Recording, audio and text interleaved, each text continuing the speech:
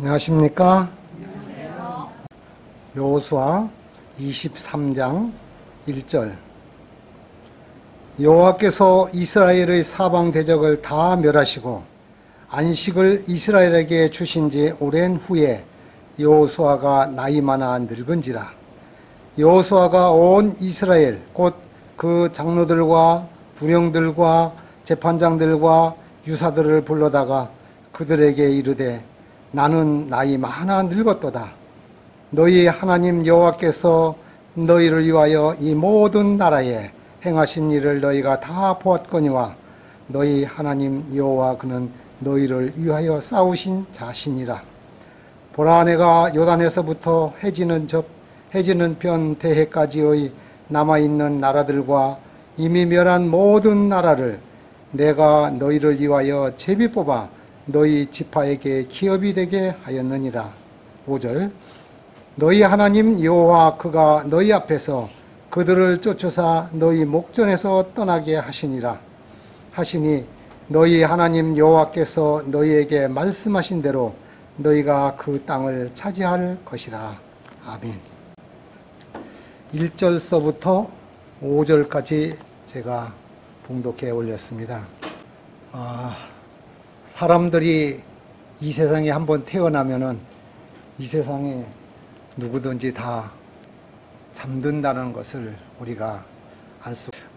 오늘 저는 여호수아가 참 훌륭한 사람이고 우리가 본을 쫓아서 여호수아에 대한 믿음을 따라가는 것이 저의 남은 생애에 가장 참 바람직한 그런 모본이 되는 분이라고 생각을 합니다.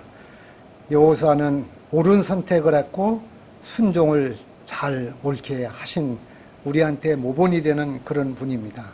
그래서 저는 오늘 여호수아서 23장하고 24장이 마지막인데 23장과 24장을 통해서 여호수아의 마지막 권면과 교훈에 대해서 우리한테 지금 이 시대에 과연 어떤 권면이 있고 교훈이 될 수 있을까? 먼저 23장의 세 등분으로 해서 오늘 은혜를 받고자 합니다. 첫째,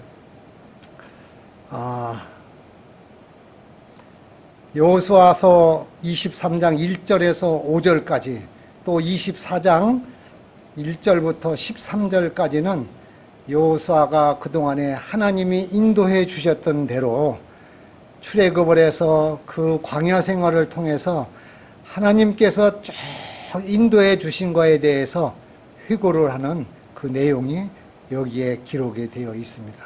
24장을 마지막으로 하는데 이제 여호수아가 곧 나이가 많아 죽을 시간이 얼마 되지 않아서 그동안에 살폈던 하나님이 인도하셨던 것을 쭉 뒤돌아보고 회고하는 그 말씀이 23장 1절로부터 5절, 오늘 제가 봉독한 말씀과 24장 1절부터 13절까지의 지난 동안에 출애굽해서 만나를 주시고 광야 생활에서 쭉 하나님이 인도해 주셨던 그 놀라운 역사를 쭉 회고하는 것이 우리 오늘 저희가 말씀드리고 싶은 첫째 제목입니다. 왜 이 말씀을 드리냐면은 우리가 지금까지 신앙을 하면서 오늘 여기까지 이르게 하셨던 하나님께서 우리가 태어나고 학교 다니고 또 쭉 가정생활과 여기까지 신앙생활을 하셨을 때에는 평탄한 길이 아니고 어떤 때는 힘들고 어떤 때는 고통스럽고 어떤 때는 정말로 기억하기 쉽지 않는 그런 일들이 있다는 것이죠. 근데 이 모든 지난 날에 대해서 회고하는 시간이 없으면은 하나님 앞에 감사할 수가 없더라고요. 그래서 저는 이제 인생에 대해서 나이를 불문하고 사람들 모두는 종착역이 가까워 온다는 것을 망각해서는 안 된다는 것이죠. 그 전에 여호수아처럼 하나님께서 우리를 여호와 이레 되셨던 하나님이 인도하여 주셨던 것을 잊어버리면은 감사가 나오지가 않고 신앙생활에 대해서 우리는 의미를 찾을 수가 없다는 것이 오늘 여기서 주는 여호수아서에서 여호수아가 주는 교훈인 것이죠. 이렇게 해서 지난 날을 쭉 살피고서 회고한 다음에 그 다음에 여호수아는 고별 설교, 이제 마지막으로 설교를 합니다. 그 백성들한테 설교하기를 이제 23장 6절로부터 16절까지 보면은 그 설교한 요지가 딱 세 가지로다가 요약할 수가 있습니다. 이것은 여호수아 때 당시도 그렇고 지금 우리들한테도 꼭 필요한 그 말씀이라는 것이죠. 23장 6절에 보면은 하나님의 말씀에 뭐하라? 순종하라. 정말 이 하나님의 말씀에 순종했을 때에는 가나안에 들어갈 수 있다는 것이죠.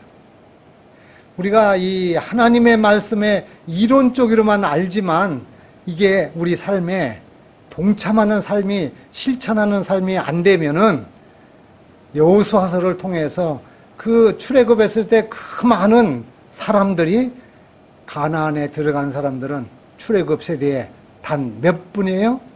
2사람밖에 없다는 것이죠.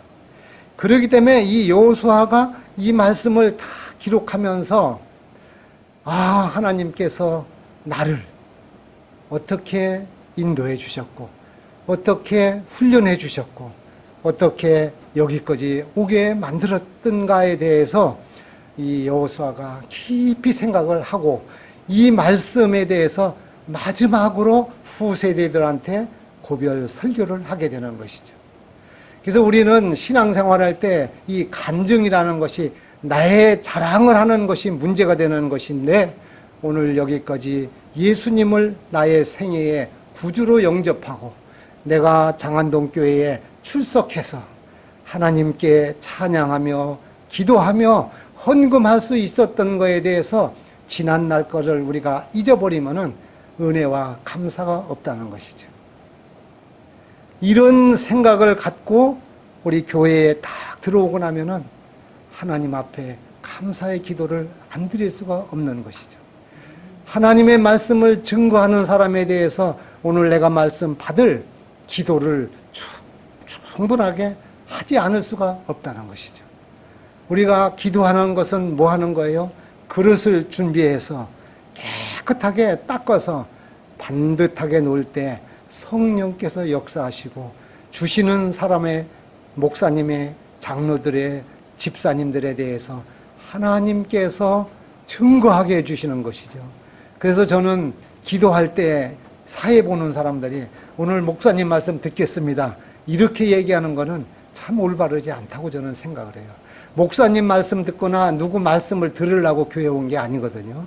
이 앞에 서서 말씀하시는 분은 하나님의 말씀을 대언한다는 용어를 써야지 되고 하나님께서 그의 목사님이나 장로님이나 이분들의 입술과 육신을 사용하여서 하나님이 말씀하는 거로 우리는 기도해야 되고 받아야 될 준비를 해야 된다는 것이죠.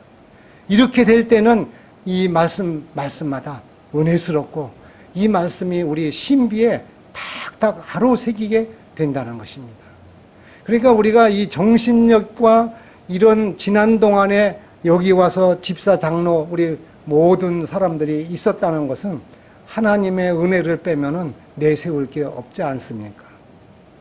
그래서 우리는 하나님에 대한 지난 여기까지 인도해 주신 에베네셀 하나님, 여호와 일의 하나님, 그분에 대해서 감사 기도를 드리고 우리가 예배를 드리는 것이죠. 그랬을 때는 말씀 하나하나마다 우리의 용모 하나하나마다 이 교회가 성전으로서 우리가 하나님을 신령과 진정으로 예배할 수 있다는 것이죠. 그래서 우리 이런 삶이 마음속에 하나님이 섭리해 줘서 내가 실수하거나 내가 죽을 수밖에 없는 사고 가운데에서 살려주셨을 때에 내가 감사가 나오고 내가 찬양을 부를 때 정말 마음속에서 우러나는 찬송이 된다는 것이죠. 이렇게 됨으로써 세 번째로다는 우리가 우상숭배에 참여하지 않는 사람이 된다는 것이죠. 우상숭배가 무슨 말입니까? 깎아놓은 데 절하는 것이 아니라 하나님이 있어야 될 자리에 있는 것이 우상이라는 것이죠. 쉽게 예를 들면은, 오늘 교회에 왔는데, 오늘 우리 누가 집에 온다고 했는데, 여기에 신경을 계속 쓰면은 그것이 이 예배 시간에 우상이 되는 것이죠. 오늘 내가 빨래를 이렇게 바깥에 놓고 왔는데, 빨래를 안 들여놔가지고 계속 예배 드릴 때 이 생각을 하면은 이것이 예배 시간에 우상이 된다는 것이죠. 그러니까 이 세속적인 거, 하나님 말고 다르게 생각하는 것이 우상 숭배죠. 그래서 세 전사의 기별에 두 번째 전사에 바벨론에서 나오라는 그 이야기가 세속적인 데서 나오라는 얘기입니다. 그냥 어딘 지형적인 것이 아니라 영적인 것으로 우리는 생각해야 된다는 것이죠. 이 설교를 이 여호수아가 회고하면서 이 마지막으로 당부하는 이 세 가지가 우리의 삶에 오늘도 적용해야 된다는 것이죠. 이런 삶을 살 때에는 해피엔딩으로 끝날 수밖에 없는 것이죠. 그러면 그 마지막에 오늘 저희들이 교훈해야 될 건 무엇일까? 결론은 이런 모든 것들을 지금 오늘 선택을 해야 된다는 것이죠. 이게 이 여호수아 24장에 15절에 지금 선택을 해야 돼. 내가 집에 가서 아니 내일부터 이게 아니고 오늘 당장 선택을 하는 것이죠. 뭐를? 하나님의 말씀에 순종하겠다. 오늘 나는 세속적인 일에 대해서 모든 것을 하나님의 것을 구별하는 일에 내가 오늘 선택하겠다. 내가 하나님보다 예수님보다 이 자리에 있는 모든 것, 내가 어디 여행을 가기 위해서 오늘 준비를 안 했는데, 내가 오늘 또 생일 뭐를 해야 되는데 뭐를 안 했는데, 이렇게 계속 세속적인 걸 하다 보면은 교회에서 설교 시간에 졸음이 와요. 또 자꾸 눈동자가 풀려요. 이 햇빛에서 이 돋보기로다가 어떤 물건을 태울 때는 뭐가 맞아야 돼요? 초점이 맞아야 되는 거예요. 그래서 말씀 주시는 사람한테 시선이 헝클어지면, 제가 늘 그런 얘기를 많이 하는데, 태권도에서는 시선이 지면은 진 거예요. 이 자유대련을 붙을 때 이 아래 위에 막 훑어보는 거는 볼 것 없이 때리면 그건 가는 거예요. 그런데 눈이 딱 눈에서 이 광채가 나면서 시선이 그 사람 이 눈을 딱 보면은 옆발차기 뒷발차기 뭐가 올라올 거가 다 눈에서 나타나거든요. 그래서 이 말씀을 들을 때 예배 시간에는 모든 것을 어디로? 말씀을 대언하시고 말씀을 증거하시는 분의 시선이 헝클어지면은, 초점이 안 맞으면은 이 불이 안 나는 것처럼 우리는 말씀에 대해서, 그 증거하시는 분에 대해서 이렇게 될 때 이 불이 들어오는 것은 스위치가 가야지 전기불이 오는 것처럼 하나님의 능력이, 성령께서 눈에서 눈을 통해서, 그래서 눈은 마음의 등불이라고 하지 않습니까? 이 눈에 대한 시선을 헝클어지는 사람들은 졸음이 오고 오늘 무슨 말씀을 들었는지 다 생각이 없는 것이죠. 그래서 우리는 결론적으로 선택하는 일은 오늘 선택을 해야 된다는 것이죠. 그 다음에 이 선택만 해놓고 그 다음에 실천을 옮기지 않으면 뭐가 되는 거예요? 말짱 헛일이 되는 것이죠. 선택한다면 순종을 해야 되는 것이죠. 여호수아는 성경에서 하나님 앞에 순종하지 않은 기사가 없더라고요. 부조와 선지자 49장을 아무리 이렇게 훑어보더라도 여호수아에 대해서 부정의 그런 하나님을 마음 아프게 하는 것이 없더라고요. 이 순종이라는 거 신앙생활할 때 정말 필요한 것이죠. 그래서 하나님 말씀에 대해서 우리는 100% 주의 종을 통해서 우리가 말씀을 보고 말씀을 우리가 이것은 순종까지 우리가 가지고 가야 된다는 것이죠. 실행을 해야 된다는 것이죠. 이 순종이 없는 신앙에 대해서는 효과가 없다는 것이죠. 이 약이 있는데 이 약을 먹어야지 효과가 있는 것처럼 우리는 내가 약을 사다 놓고 좋은 보약이 있다, 이걸 먹어야지 하고 여기까지 왔는데 안 먹고 나면은 그 약발이 안 서는 것처럼 하나님의 말씀이 아무리 좋아도 그 말씀대로 삶에 적용하지 않으면은 우리는 아무런 우리들한테 유익이 없다는 것이죠.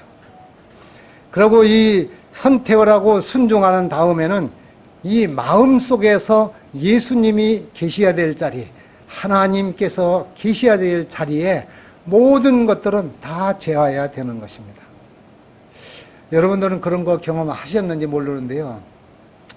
우리가 살다 보면은 경제적인 문제로다가 어려움이 있을 때가 있어요. 그러면 이 경제적인 문제로 어려움에 대해서 골똘하고 하면은 머리가 더 복잡해져요.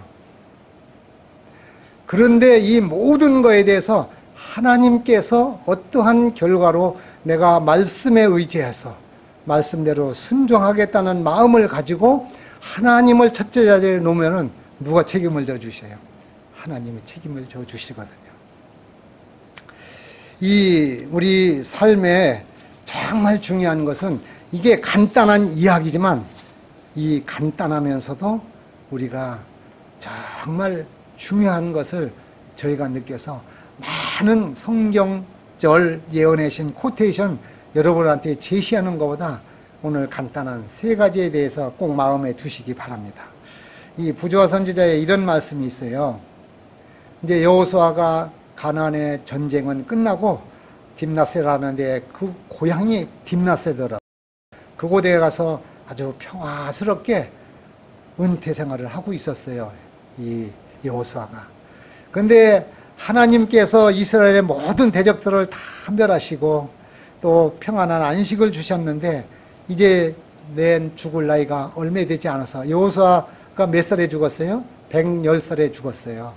110살에 죽었는데 갈렙보다 말로다 하는 7살인가 더 이렇게 먹었다고 해서 40세에 갈렙이 이 가나안을 갔다 왔을 때 정탐하러 갔을 때 이 여호수아는 47세가 되는 것이죠.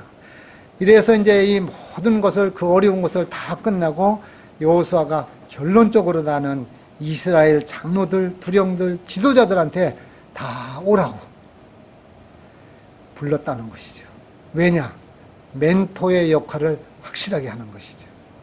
그렇기 때문에 우리가 신앙생활할 때는 다른 것이 아니라 내가 하나님이 여기까지 인도해 주셨던 그때 하나님이 인도해 주시고 보호해 주셨다는 것을 내가 경험한 것을 이 경험하지 못한 장로나 또 두령이나 이 지도자들, 유사들, 당본들한테 다 모이게 해가지고 어떻게 얘기를 하셔요?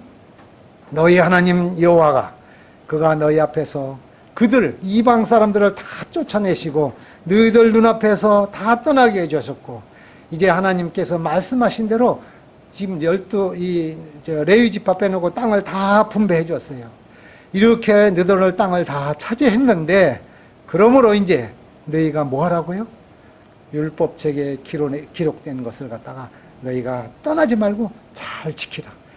그래서 율법책의 10계명 옆에 법계 옆에다가 이 여호수아가 기록하는 책을 옆에다가 두면서 이것을 볼 수 있도록 교훈하시는 거 아니겠습니까? 우리들 신앙생활하면서 막상 자녀들한테 믿어라, 예수 믿어라 이렇게 하는 사람들이 예수를 잘 믿겠어요? 어머니나 아버지가 말씀을 보면서 여호수아 마냥 옆에서 기록되는 걸 놓고 예배를 드리고 오늘 이 말씀이 우리 가정에서 오늘 하나님이 주시는 말씀이다.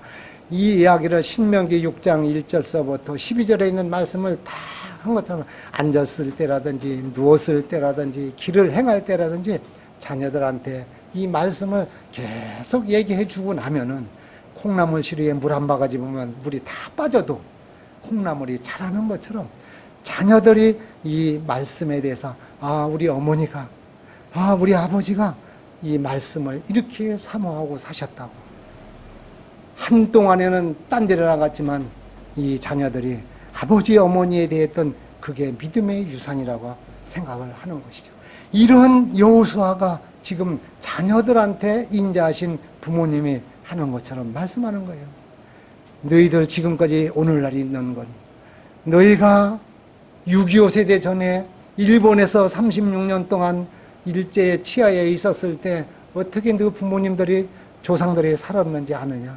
먹을 것도 없고 초근 모피로 나무 껍데기라든지 풀이라든지 나무 뿌리로다가 우리가 연명하고 살았다. 이런 이야기를 하는 것을 여기까지 우리가 이 나라가 신앙의 자유가 있고 심사참배했다고 해서 일정 때 신앙을 제대로 한 적이 있습니까? 신앙을 제대로 예수를 못 믿었잖아요. 이렇게 신앙을 해서 이렇게 해서 우리 조상들 부모들이 여기까지 이렇게 되었다. 이런 이야기를 자꾸 믿음에 대한 이야기를 해주고 나면은 자녀들이 듣는 것이죠. 근데 요즘에는 부모님들도 아이들에 대해서 이 매스미디어에 대한 것만 노출해서 여기가 다 뭐 지식적인 거는 얘들보다도 우리 어른들이 더 잘 몰라요.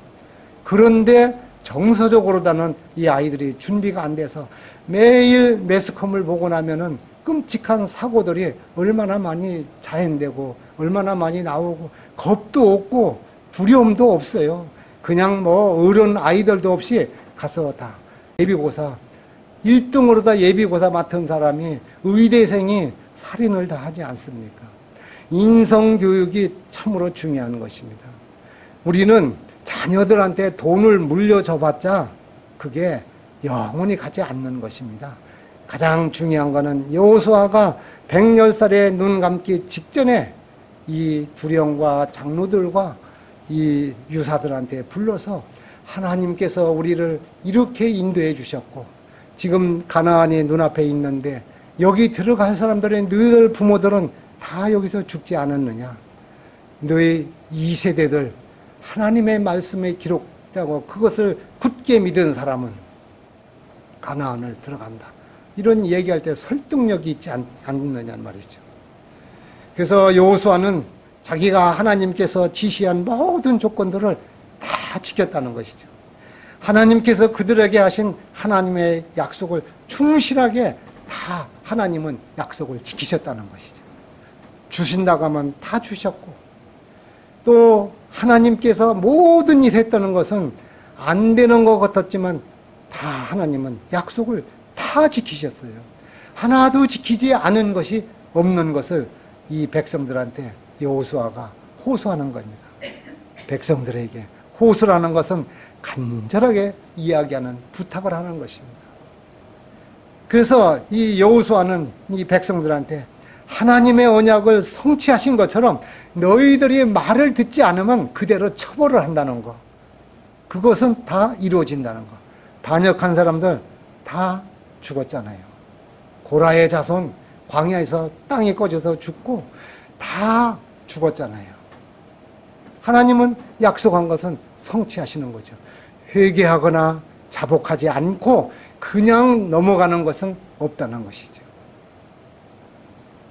이 사탄은 하나님의 백성에 대해서 하나님의 사랑이 많이 그렇게 크기 때문에 너희들 용서해 줄 테니까 적당히 넘어가 이렇게 속삭인다는 것이죠. 하나님께서는 절대 죄에 대해서는 용납을 안 하시는 것이죠. 회개 자복이 없는 하나님의 용서는 없는 것이 성경의 기록이죠.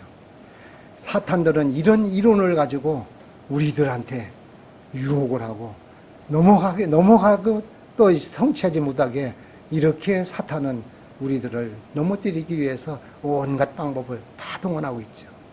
그래서 하나님의 위협적인 말씀으로다가 공갈을 쳐서 얘기하고 또 이 도덕적인 문제라든지 이런 모든 것 하나님께서는 문제대로 성취한다고 사람들한테 그런 걸 어떻게 우리가 믿을 수 있느냐고 하나님의 약속은 대충 사랑이 하나님이지 않느냐고 이렇게 속삭인다는 것이죠.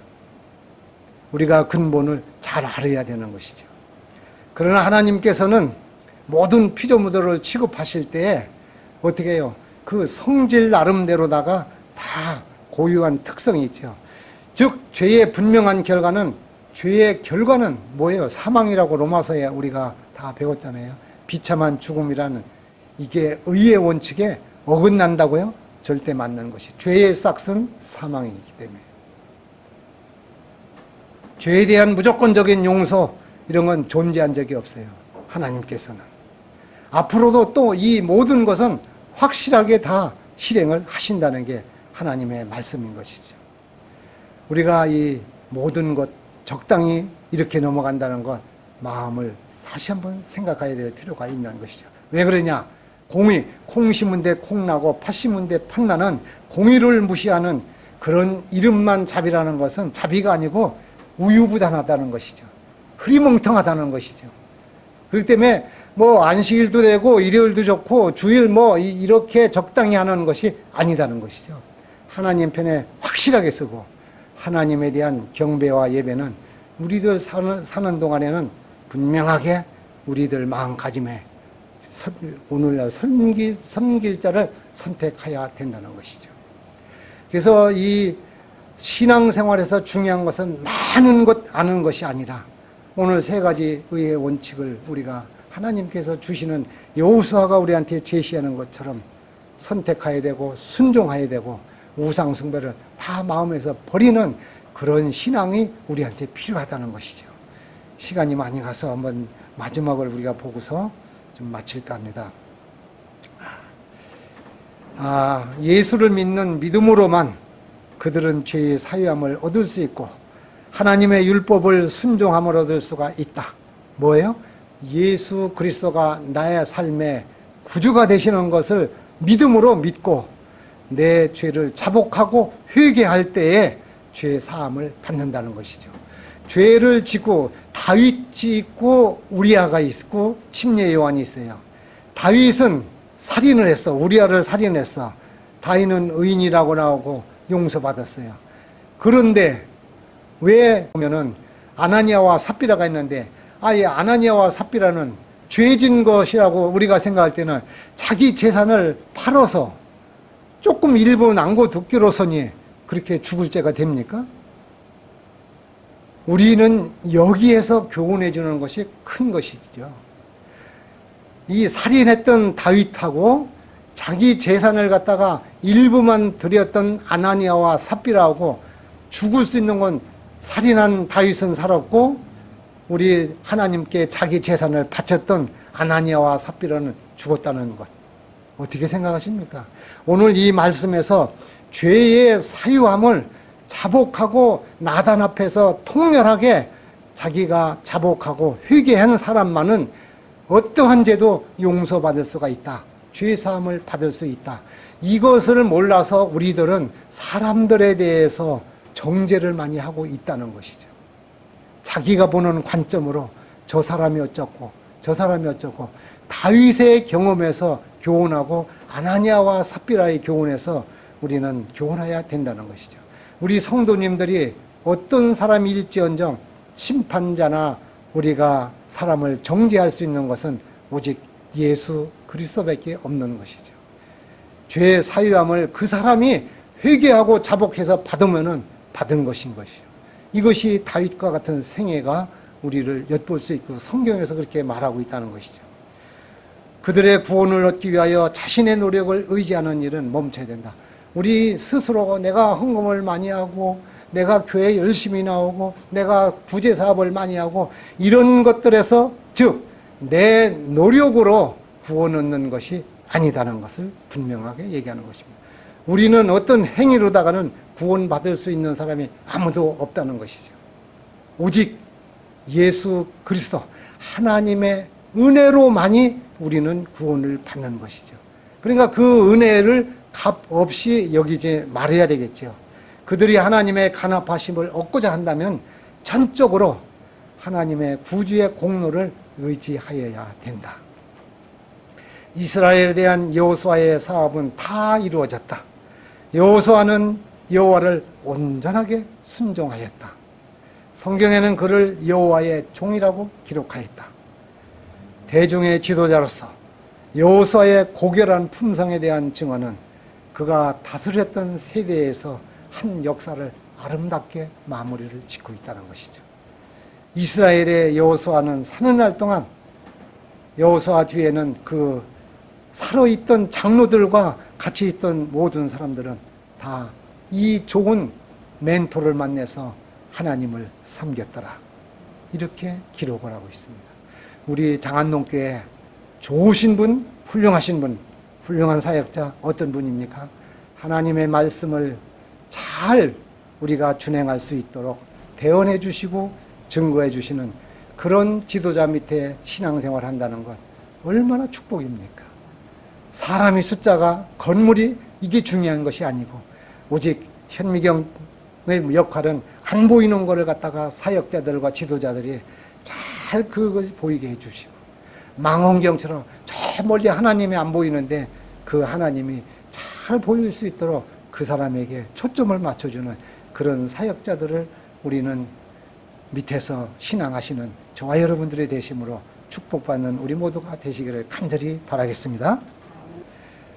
은혜와 사랑이 무한하신 참으로 고마우신 아버지 하나님, 오늘 이 안식일 첫 시간에 하나님의 말씀으로 저희들을 축복하여 주시니 진심으로 감사드리옵니다. 오늘 여호수아처럼 우리 남은 생애가 하나님의 말씀에 절대 순종하며 즉시 순종하며 우리 마음속에 있는 세속적인 모든 우상을 다 버리는 저희들 신앙이 될 수 있도록 인도하시고 축복하여 주옵소서. 안식일 첫 시간이니 마치는 시간까지 주의 성령께서 한 분 한 분에게 임재하여 주셔서 생명이요 길이요 소망이요 기쁨과 축복이 되는 예수 그리스도를 꼭 우리 마음 중심에 모시고 그분을 위하여 우리 생애가 헌신 봉사함으로 하나님의 은혜를 의지함으로 가장 행복한 삶이 될 수 있도록 복내려 주시옵기를 예수님의 이름으로 간절히 기도드리옵나이다. 아멘.